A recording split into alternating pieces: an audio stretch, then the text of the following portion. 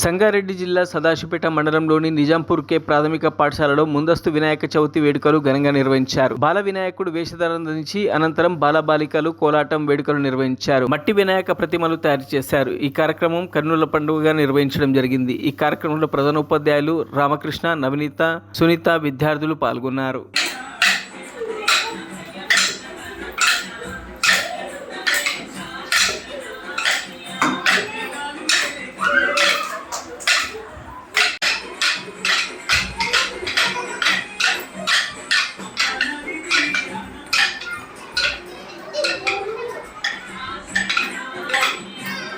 మరిన్ని అప్డేట్స్ కోసం మా ఛానల్ని సబ్స్క్రైబ్ చేయండి.